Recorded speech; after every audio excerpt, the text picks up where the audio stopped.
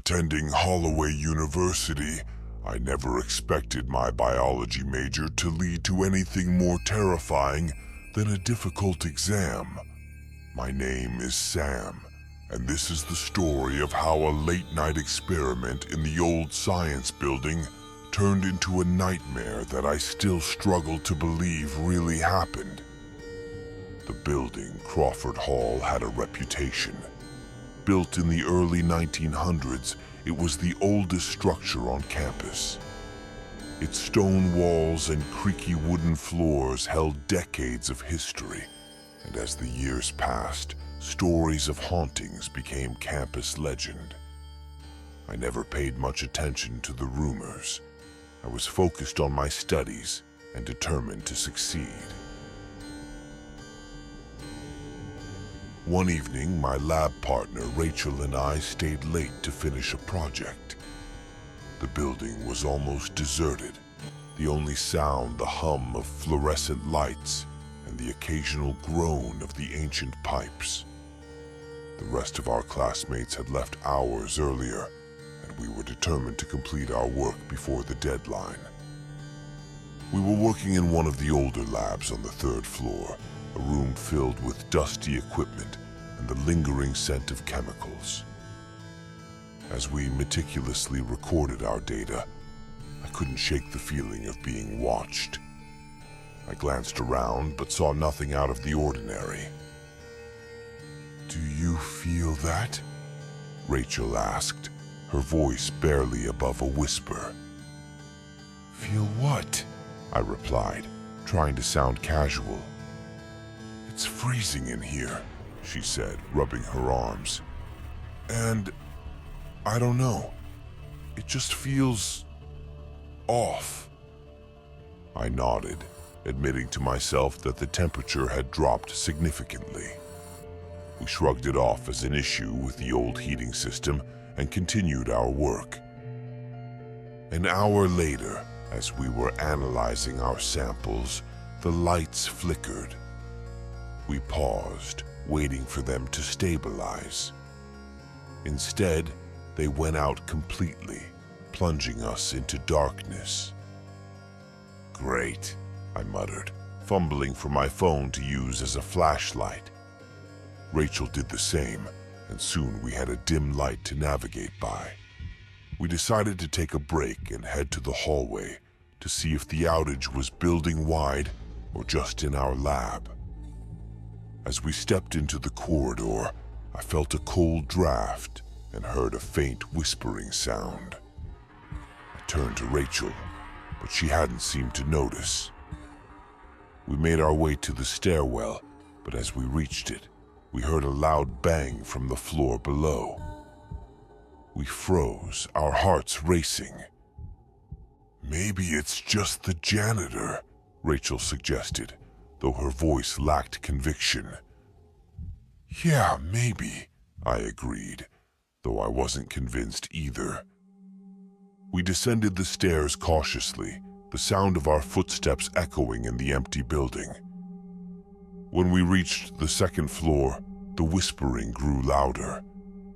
It was unintelligible, but it felt like it was all around us. "Do you hear that?" I asked, my voice barely a whisper. Rachel nodded, her eyes wide with fear. We followed the sound to one of the old lecture halls, its door slightly ajar. Taking a deep breath, I pushed the door open, and we stepped inside.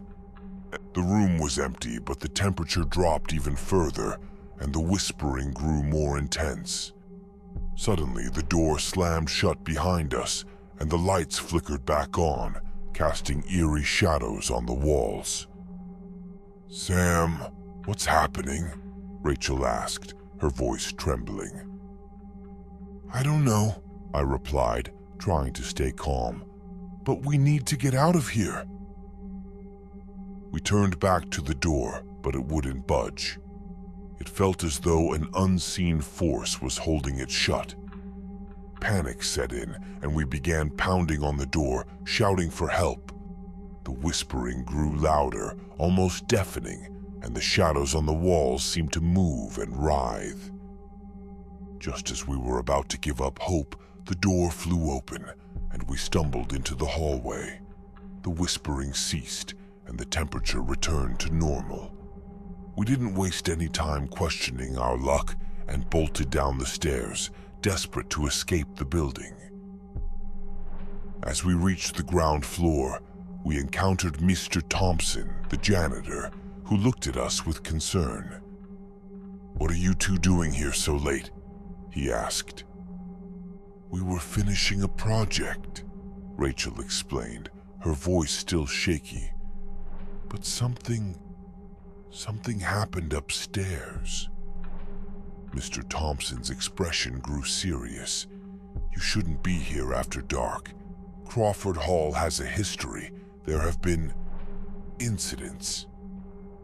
"What kind of incidents?" I asked. My curiosity piqued despite my fear. "Strange occurrences, disappearances," he replied. "Some say the building is haunted by the spirits of students who died here under mysterious circumstances." We exchanged uneasy glances, realizing that the rumors might be more than just stories. "We need to get out of here," Rachel said, and I nodded in agreement. Mr. Thompson escorted us out of the building, and as we stepped into the cool night air, I felt a sense of relief wash over me. We thanked him and hurried back to our dorms, our minds racing with the events of the night. The next day, we decided to do some research on Crawford Hall and its history. We discovered that in the 1920s, a series of tragic accidents had occurred in the building, resulting in the deaths of several students. The incidents were never fully explained, and rumors of hauntings had persisted ever since. One story stood out: the tale of a student named Emily, who had been conducting an experiment late at night when she mysteriously vanished. Her body was never found, and her disappearance was the catalyst for the building's haunted reputation. Rachel and I couldn't shake the feeling that we had encountered Emily's spirit. Determined to find answers, we decided to return to Crawford Hall, this time armed with more knowledge and a plan. We waited until the building was empty again and made our way to the third-floor lab. As we stepped inside, the temperature dropped once more and the whispering resumed. This time, we were prepared.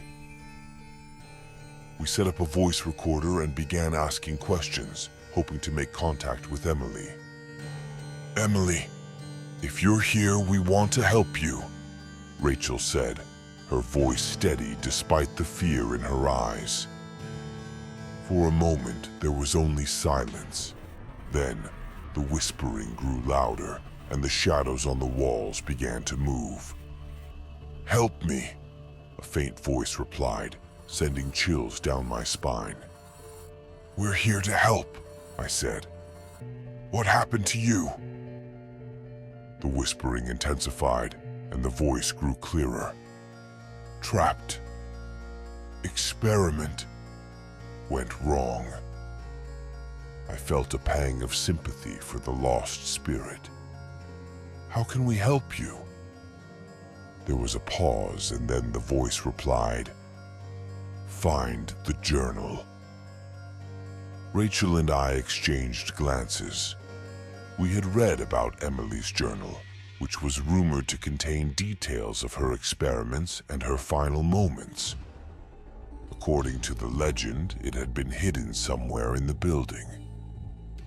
"Where is the journal?" Rachel asked. The shadows on the walls seemed to point towards the back of the lab, where an old, dusty cabinet stood. We approached it cautiously and opened the drawers, searching through the clutter of old papers and equipment. At the bottom of the last drawer, we found a worn, leather-bound journal. As we opened it, the whispering ceased, and the temperature returned to normal. The journal contained detailed notes of Emily's experiments and her growing fear as strange occurrences began to happen. Her final entry described a ritual she had performed to try and contact the other side, which had gone horribly wrong. "We need to put her spirit to rest," Rachel said, her voice firm. "We have to finish what she started." We followed the instructions in the journal, setting up the equipment and performing the ritual as described. As we completed the final step, the room grew cold once more, and the ghostly figure of Emily appeared before us. "Thank you," she whispered, her voice filled with gratitude. "I can finally rest." With that, she vanished, and the room returned to normal. We stood in stunned silence, realizing that we had helped a lost soul find peace. The next day, we informed the university about our findings and handed over Emily's journal. Crawford Hall was closed for renovations, and the rumors of hauntings slowly faded. Rachel and I continued our studies, but the events of that night stayed with us. We knew that the world was full of mysteries, and that sometimes the past had a way of reaching out to the present.